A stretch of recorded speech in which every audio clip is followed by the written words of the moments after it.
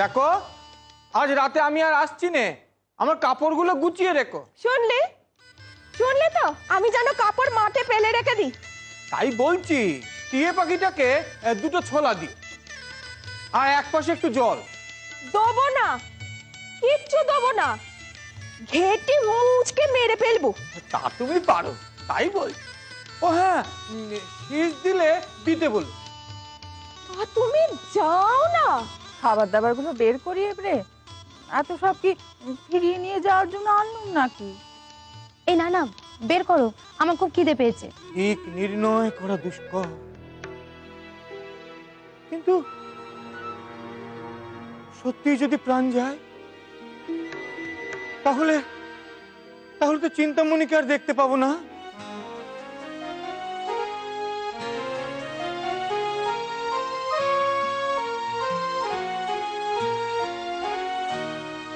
এসো এসো, ওই দেখো দড়ি দেখো। ওই দেখি, ও মা গো মা, এ তো অজগর সাপ। হ্যাঁ, অজগর সাপ গো। অজগর?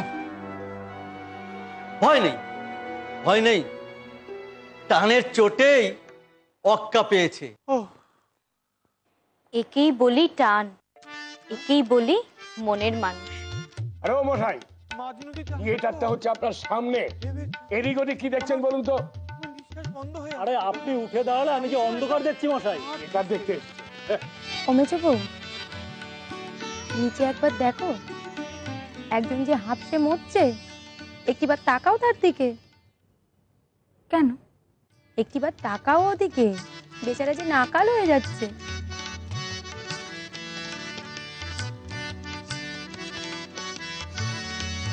মুখের দিকে চেয়ে দেখছো কি? দেখছি তোমায়।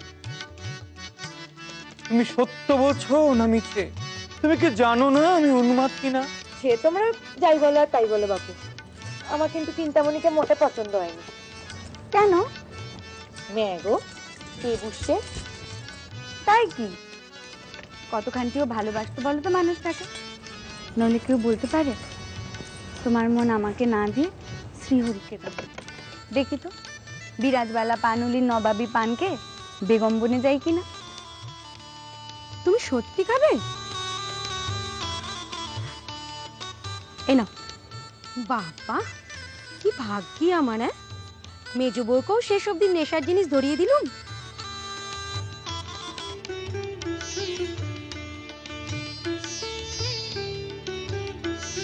এ বড়দি, আজ বেশ মজা হলো না? হ্যাঁ রে, গতকাল বাদে সকলের মুখে হাসি দেখলাম। বল, সকলের মুখে দেখেছো? মা শেষদা তো পাচন গেলা মুখ করে বসে। আমাকে যত ঠেলার তুমি ঠেলে দাও, তাতে আমার বালাই বয়ে গেছে। তোমার কি হয়েছে বলো দেখি? কেন? কিছু না, এমনি। কেন এমন বললে? কি হয়েছে আমার? খোলা আছে। হাত তোর খোলা। কেন এমন বললে বলো? তোমাকে ভারী অন্যরকম দেখাচ্ছে। কি রকম?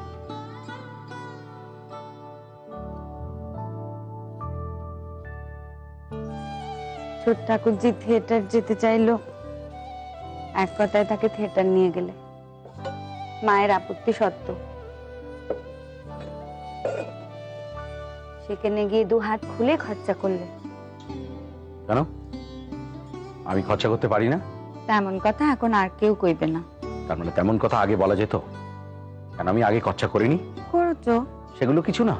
এক কথায় এ ঘরে চলে এলে যে। হ্যাঁ, কি আর করা, যে নাটক দেখে এলুম তাতে স্ত্রী পুত্রের উপর আসক্তি আর রাখবো না। ওই ভগবানের কথাই ভাববো। সত্যি? সত্যি। তব কান্তা কস্তে পুত্র। আহা।